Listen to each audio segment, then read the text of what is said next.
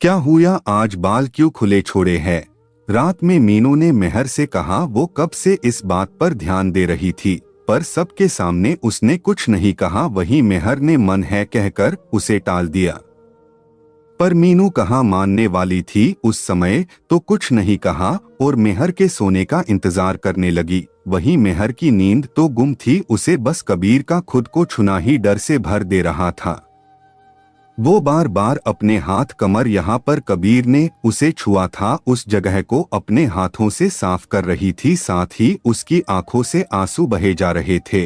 वो ये सब धीरे धीरे कर रही थी ताकि मीनू को उसके हिलने की आवाज ना आए और ना ही रोने की। मीनू भी पूरे दिन की थकी हुई थी। उसने कुछ देर तक तो मेहर के सोने का इंतजार किया और इसमें वो खुद ही सो गई।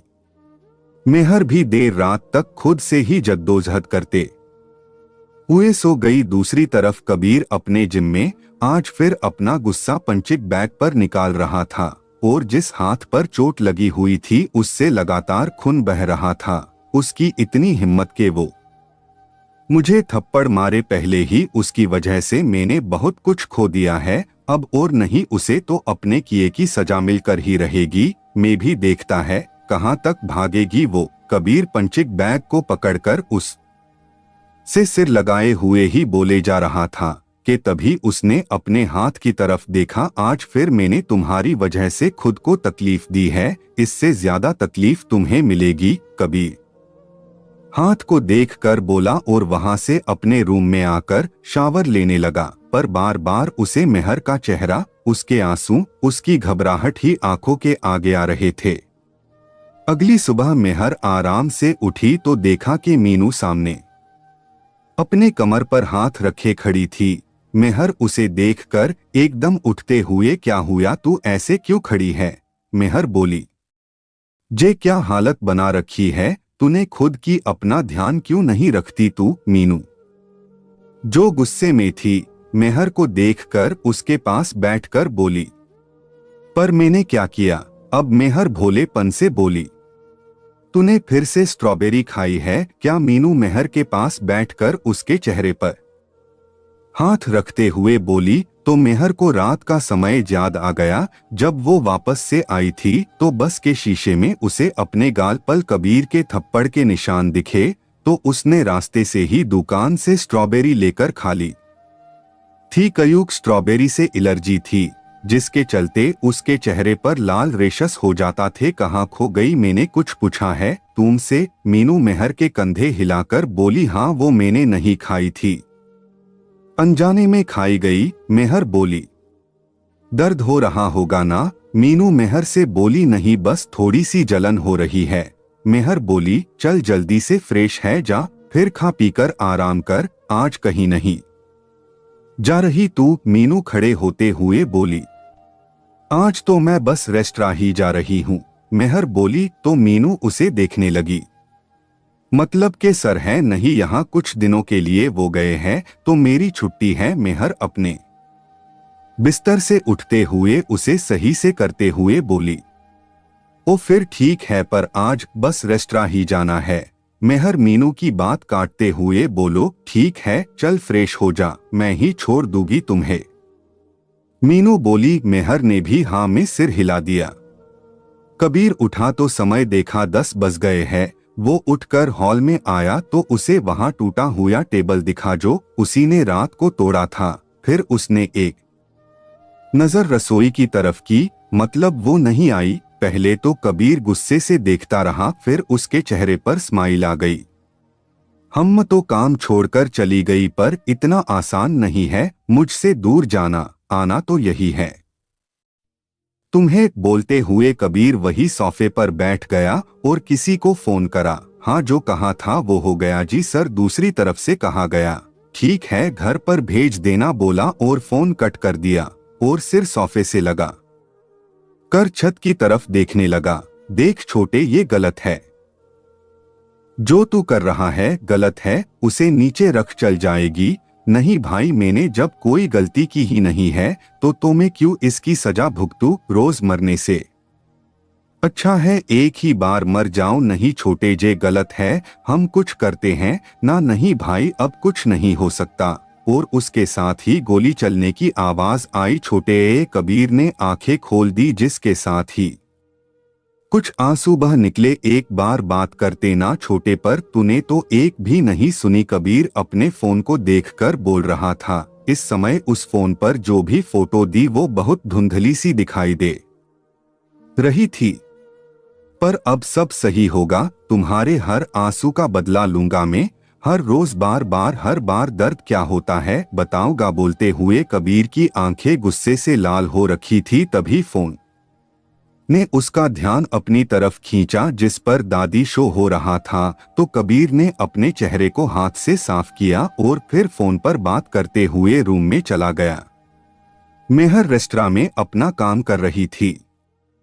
उसने मन ही मन ये पक्का कर लिया था कि वो अब वापस से कबीर के घर नहीं जाएगी और वो उससे कोई भी मतलब नहीं रखेगी।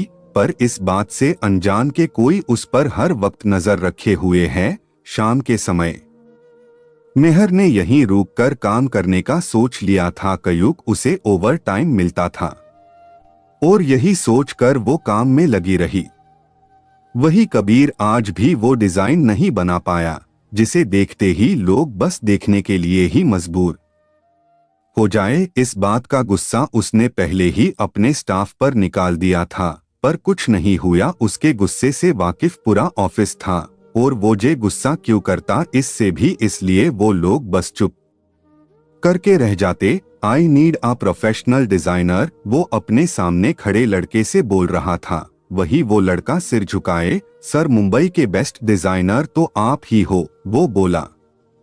तो कबीर उस की तरफ देखकर, तुम्हें लगता है ये बेस्ट है, बताओ कहाँ से बेस्ट है, टेल मी, बोलो अब बोलते क्यों नहीं। कबीर कुछ पेपर लड़के की तरफ करके बोला। वो लड़का बस चुप सा रहा। तो कबीर कुछ देर वैसे ही खड़ा रहा। तो वो लड़का सारे पेपर उठाकर रखने लगा जो कबीर ने उससे बात करते समय उसके ऊपर ही फेंक दिए थे। आई एम सॉरी विवेक, कबीर वैसे ही ग्लास वाल के सामने खड़े होते हुए बोला। कोई बात नहीं सर, आप कहे तो आपके लिए कुछ खाने के लिए मंगवा दूं, आपने सुबह से कुछ नहीं खाया। विवेक कबीर का पिए नहीं, तुम जाओ, कबीर बोला। तो विवेक वहां से चला गया। कबीर अपनी घड़ी देखकर और फिर फोन पर कुछ देखकर हिम्मत तो नहीं आई, अभी भी बोला और अपनी गाड़ी की तरफ बढ़ गया। मेहर आज कुछ बात करनी थी। शाम को शर्मा अंकल मेहर के पास किचन में आते हुए बोले, जी अंकल। मेहर अपने हाथ साफ करके बोली, मेहर वो रात की शिफ्ट का एक लड़का नहीं आया है और आज कस्टमर्स भी ज्यादा है, तो क्या तुम आज ऑर्डर ले सकती हो। शर्मा अंकल झिझक कर बोल रहे थे, क्यों नहीं अंकल, मैं जरूर करूंगी, इसी काम से तो शुरू किया था। यहाँ पर मेहर अपना एप्रन उतारते हुए बोली और दीपा को अपनी जगह दे दी। शुक्रिया बेटा, अंकल बोले। बस करे अंकल, आप अब मुझे शर्मिंदा कर रहे हैं, जे कहकर मेहर अंकल को देखकर बोली, भगवान तुम्हें हर खुशी दे। शर्मा अंकल मेहर के सिर पर हाथ रखकर बोले और बाहर चले गए। मेहर भी उनके साथ ही चली गई। उसने चेंजिंग रूम में जाकर दूसरे कपड़े पहन लिए, जो वेट्रेस की ड्रेस थी जिसमें ब्लू जींस और व्हाइट शर्ट थी। मेहर उसको पहनकर खुद को शीशे में देखकर हंस दी और फिर बाहर आकर अपने काम में लग गई। रात के 8 बज गए थे और मेहर अपना काम कर रही थी कि तभी एक टेबल पर चली गई। ये टेबल अक्सर खाली रहती थी, कारण था कि उस तरफ एक तो अंधेरा रहता और वो पीछे के दरवाजे के पास थी और उस तरफ एक गार्डन था। यहाँ पर पार्टी वगैरह होती तो उसका छोर रहता था वहाँ पर। जे सर आप क्या लेंगे, मेहर अपने अंदाज में बोली। तो उस शख्स ने सिर ऊपर करके मेहर को देखकर तुम्हें बोला। वही मेहर उसको देखकर डर गई। वो अपनी घबराहट छुपाते हुए, सर आप क्या ऑर्डर कर रहे हैं, वो शख्स तुम बोला। तो मेहर अब पीछे हटते हुए, मैं किसी और को भेज देती हूँ बोली। पर उतने में ही उस शख्स ने मेहर का हाथ पकड़ कर उसे खिंचते हुए पीछे के दरवाजे से बाहर ले गया और किसी को कुछ पता भी नहीं चला। कबीर उसे खींचते हुए ले आया था और गार्डन में खड़ा हो गया। जे क्या बदतमीजी है, मेहर ने हाथ छुड़ाते हुए कहा। तो वही कबीर उसे देखता रहा। कहा मेहर गुड़िया सी नाजुक और कहा कबीर कभी नहीं कर पाऊंगी। कबीर मेहर को देखकर बोला। तो मेहर उसे देखकर मैंने बोल दिया था कि मैंने काम छोड़ दिया है। मेहर बोली ये डिसाइड करने वाली तुम नहीं हो, मैं हूं। कबीर बोला देखिए मुझे आपके यहाँ काम नहीं करना है तो नहीं करना। मेहर फिर से बोली तो ठीक है 50 लाख दो और चलती बनो, मुझे कोई प्रॉब्लम नहीं है। कबीर मेहर का हाथ छोड़कर दोनों हाथ अपनी पेंट की जेब में रखते हुए बोला। वही मेहर हैरान नजरों से उसे देखते हुए कौन से पैसे, मैंने तो आपसे कोई पैसे नहीं लिए। मेहर बोली नहीं लिए, पर तुमने ही तो पेपर पर साइन किए थे। कबीर कुछ पेपर मेहर को दिखाते हुए बोला कि तुम जे काम अपनी मर्जी से नहीं छोड़ सकती, क्यों तुमने मुझसे कबीर चौहान से 50 लाख रुपए लिए हैं और जब तक तुम ये पैसे वापस नहीं कर देती तब तक तुम मेरी गुलाम हो, जैसा मैं जानी कबीर चौहान चाहे वैसा ही करोगी। कबीर मेहर के चारों तरफ घूमते हुए बोल रहा था। वही मेहर हैरान सी उसकी बातें सुन रही थी। मैंने जे सब नहीं किया है और कब पैसे लिए मैंने आपसे, मैं तो आपको जानती ही नहीं हूँ। मेहर बोली। कबीर मेहर को देखकर फिर हंसते हुए वाह सच में एक्टिंग तो बहुत कमाल की कर लेती हो तुम। कबीर बोला फिर एकदम मेहर के पास आकर गुस्से में, पर मैं बेवकूफ नहीं हूँ बोला। मेहर को देखते हुए और उसके चेहरे पर आए बाल हटाते के लिए हाथ आगे करते हुए, जे यो मासूम सा चेहरा बना रखा है ना, इसके पीछे कितना शातिर चेहरा छुपा हुआ है उस से मैं अच्छे से जानता हूँ बोला। कि तभी उसकी नजर गाल पर चली गई जिस पर रात को जो थप्पड़ कबीर ने मेहर को मारा था उसके निशान हल्के से रह गए थे, इसलिए ही मेहर ने बाल आगे किए हुए थे। कबीर का हाथ अपने आप ही फिर से मेहर की गाल की तरफ उठ गया तो मेहर जे सब देख कर 2 कदम पीछे होते हुए, आपने झूठ बोलकर साइन करवाया, जे गलत है। मेरे पास इतने पैसे नहीं है कि आपको दे दूं। मेहर की आंखों में इस समय आंसू बहे जा रहे थे तो कबीर जिसका हाथ रास्ते में ही रह गया था वो अब मुट्ठी कसते हुए, मुझे नहीं पता और हाँ जे रोना ना तुम कहीं और जाकर करो, जे मगरमच्छ के आंसू मुझ पर कोई असर नहीं करेंगे। कबीर बोला। एक और रास्ता भी है, कबीर बोला और मेहर को देखने लगा। मेहर भी उसके बोलने का इंतजार कर रही थी। 2 दिन में मेरा पैसा नहीं मिला ना तो वो तुम्हारी अम्मा को जेल हो जाएगी, पेपर में तो ऐसा ही लिखा है। कबीर बोला और पेपर को अपने कोट की जेब में रख लिया। तुम सच में घटिया इंसान हो, मेहर बोली। तो कबीर गुस्से में जलते हुए, अभी मेरा घटियापन देखा ही कहाँ है बोला और मेहर की तरफ बढ़ने लगा। वही मेहर उसे अपनी तरफ आते हुए देखकर पीछे को जाने लगी और अब वो दीवार से लग गई। क्या हुआ, डर लग रहा है मुझसे? कबीर मेहर के पास आकर बोला। तो वही मेहर जो पहले से ही डरी सी थी अब कबीर के ऐसे पास आने से कांपने लगी। तुम कौन हो, क्या हो? मुझे कोई फर्क नहीं है, मुझे मेरे पैसे दो और चलती बनो, जा काम पर सुबह आ जाना, नहीं तो पुलिस पक्का आ ही जाएगी कल। कबीर बोला और एकदम से वहां से चला गया। वही मेहर जो अभी भी डरी सी कांप रही थी वो वही घुटनों के बल बैठ गई और रोने लग गई।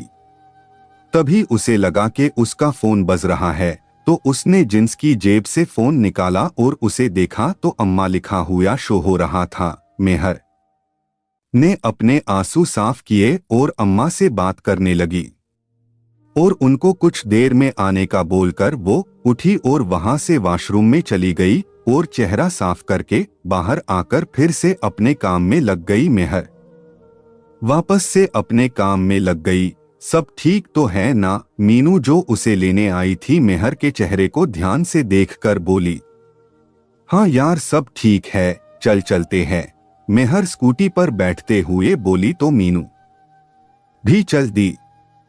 दोनों वापस आई और फ्रेश होकर बातें करने लगी। मीनू बस ये जानना चाहती थी कि कोई तो बात है जो मेहर को परेशान कर रही। वहीं मेहर मीनू को कुछ नहीं बताना चाहती थी क्योंकि वो गुस्से में आकर कुछ भी कर सकती थी और मेहर जे तो जान गई थी कि कबीर कुछ भी कर सकता है। बस ये सोचकर उसने मीनू को कुछ भी बताना सही नहीं समझा। कबीर अपने जिम में पंचिंग बैग पर गुस्सा निकाल रहा था। इतनी जल्दी में हार नहीं मान सकता। कल की कल अगर तुम नहीं आई तो मुझसे बुरा कोई नहीं, वो खुद से ही बोल रहा था। मेहर सब बच्चों के साथ खेल रही थी कि तभी 4 साल की एक बच्ची सीढ़ियों उतरते हुए गिर गई, जिससे उसके सिर पर बहुत चोट भी आ गई थी। सब लोग उसे देखकर डर गए थे। वहीं मेहर तो खून देखकर ही एक तरफ खड़ी हो गई। उसे खून देखकर ही घबराहट होने लगी। मेहर तू वहां क्या कर रही है? चल पकड़, मैं स्कूटी चलाती हूँ, मीनू जोर से बोली। वही मेहर जो अभी तक उस खून को देख रही थी वो मीनू को देखने लगी। जल्दी कर मेहर, मीनू फिर से बोली तो मेहर धीरे से उसकी तरफ बढ़ी तो मीनू ने छोटी लड़की को उसकी गोद में रखा और स्कूटी लेने चली गई। वो जल्दी से स्कूटी लेकर आई और मेहर को पीछे बैठने का बोली। मेहर किसी रोबोट की तरह मीनू की बात मान रही थी और वो बैठ गई। माँ आप बाकी सब बच्चों का ध्यान रखो, मैं और मेहर है, मैं आपको फोन पर बता दूंगी। मीनू बस इतना ही बोली और वहां से चल दी। वही मेहर बस उस बच्चे को हाथों में लिए बैठी उसके माथे को ही देख रही थी। यहाँ से अभी भी खून आ रहा था। पास के ही हॉस्पिटल में दोनों चली गई थी और वहां जाकर मीनू ने जल्दी से बच्चे को डॉक्टर को दिखाया तो डॉक्टर ने जल्दी से इलाज शुरू कर दिया। बच्ची बेहोश हो गई थी तो इसलिए डॉक्टर ने उसे एक रात के लिए एडमिट कर लिया। मीनू और मेहर दोनों ही बच्ची के पास थे। यार पता नहीं कैसे हो गया, मीनू मेहर को देखकर बोली।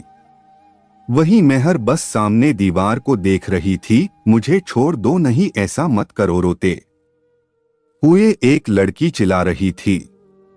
तुम छोड़ने की चीज नहीं हो, एक लड़के की आवाज आई। मैं किसी को कुछ नहीं बताऊंगी, मुझे जाने दो, लड़की हाथ जोड़कर बोल रही थी। बिल्कुल नहीं, बोलते हुए एक लड़के ने चाकू से वार कर दिया। क्या हुआ? तू इतना घबरा क्यों रही है? देख कितना पसीना आ रहा है तुझे, मीनू मेहर को हिलाते हुए बोली। दोनों रात को वही हॉस्पिटल में ही रही थी, जिस वजह से मेहर वही बाहर कुर्सी पर ही सो गई। मीनू उसे उठाते हुए बोली, न नहीं कुछ नहीं, वो बस पीहू कैसी है? मेहर जल्दी से उठकर बोली तो मीनू उसे बैठाते हुए ले पानी पी बोली और साथ ही पानी की बोतल उसकी तरफ कर दी। मेहर ने पानी पिया। तो ठीक है ना, मुझे पता है आज भी तू वो सब नहीं भूल पाई है और खून से डर लगता है तुम्हें, पर क्या तू वो सब भूल नहीं सकती? मीनू मेहर का हाथ पकड़कर बोली। कोशिश कर रही हूं पर क्या करूं, सपने जीने नहीं देते और मैं मरती नहीं। मेहर वैसे ही सामने देखते हुए बोली। आज तो बोल दिया जे सब, अगर फिर बोला ना तो मुझसे बुरा कोई नहीं होगा। मीनू मेहर का चेहरा अपनी तरफ करते हुए बोली। ठीक है, नहीं बोलती। मेहर मीनू के देखकर बोली। पीहू ठीक है अब, और डॉक्टर ने भी बोल दिया है कि हम उसे ले जा सकते हैं। मीनू बोली। अभी अंधेरा है, सुबह होते ही चलते हैं, मेहर बोली तो मीनू ने भी हाँ में सिर हिला दिया। दोनों फिर से पीहू के पास ही बैठ गई। इस बार मीनू को नींद आ गई और वो मेहर के कंधे पर सिर रख कर सो गई और मेहर बस अपने कपड़ों पर लगे खून को देखने लगी। सुबह को दोनों पीहू को लेकर वापस अनाथालय आ गई और पीहू को रूम में लेटा दिया। अम्मा ने पीहू को देखा तो उनकी जान में जान आई। तुम दोनों आराम कर लो, अम्मा मेहर और मीनू से बोली तो मीनू ने तो जल्दी जाना है कहा तो वही मेहर भी तैयार होने चली गई। तुमने तो कहा था कि वो लोग कहीं गए हैं तो तुम्हें छुट्टी है। मीनू मेहर को देखकर बोली, हाँ वो रात को ही मैसेज आ गया था, वो उनका जाना कैंसल हो गया था। मेहर बोली और अपना दूपटा गले में ले लिया। तो सच बोल रही है ना, कोई बात तो नहीं छुपा रही? मीनू मेहर को देखकर बोली। कयूक मेहर बोलते समय मीनू को नहीं देख रही थी। हाँ बाबा सच ही बोल रही हूँ मैं, मेहर चेहरे पर स्माइल लाते हुए बोली। तो मीनू भी खुश हो गई। बस यार ऐसे ही हंसती रहा कर, वो बोली। तो मेहर ने भी हाँ में सिर हिला दिया। मीनू ही मेहर को बस स्टैंड तक छोड़कर चली गई थी और मेहर अपनी बस पर चढ़ गई। कबीर सोफे पर बैठा दरवाजे की तरफ ही देख रहा था। आंखें तो लाल हो रखी थी।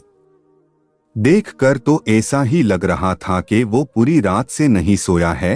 अब उसका ध्यान घड़ी पर गया जो 8 बजा रही थी। तो मतलब आज भी नहीं आ रही। कबीर गुस्से में बोला और टेबल पर पड़ा पेपर वेट उठाकर सामने दरवाजे की तरफ मार दिया। वही मेहर जल्दी से आ रही थी। आज लेट हो गया था तो सामने से आती मेहर जो अपने ध्यान आ रही थी, दरवाजा खुला देखकर अंदर आने को हुई कि वो पेपर वेट उसके सिर के पास से गुजर गया और वो बस हैरान सी रह। हिम्मत करके वो अंदर आई तो देखा कि कबीर गुस्से में किसी को फोन कर रहा था और कान को लगाया ही था कि उसकी नजर मेहर पर चली गई। वो अपना फोन रखते हुए उठा और मेहर के पास आकर, लेट क्यों हुई पता है ना, 7 बजे यही खड़ी होना है, तो लेट क्यों हुआ आज? बोला था ना कल के पूरे टाइम पर आना है, और तुम हो के महारानी की तरह आ रही हो। कबीर इतने गुस्से में था कि उसे ये भी पता नहीं चला कि उसने मेहर का हाथ इतनी कसकर पकड़ रखा था, जिस वजह से उसका हाथ एकदम लाल हो गया था और मेहर की आंखों में पानी आ गया था। पर इन सब से दूर कबीर बस उसके हाथ को डोट कसते जा रहा था कि तभी मेहर के मुंह से आह निकल गई। तब कबीर ने उसे देखा और उसका हाथ झटके से छोड़ दिया। मेहर ने अपने दूसरे हाथ से हाथ पकड़ा और भरी हुई आंखों से कबीर को देखने लगी। तो कबीर बिना कुछ बोले वहां से चला गया और मेहर रसोई की तरफ चली गई। बस अब कैसी लगी आपको यह कहानी कमेंट करके हमें जरूर बताइएगा और चैनल को सब्सक्राइब कर लीजिएगा।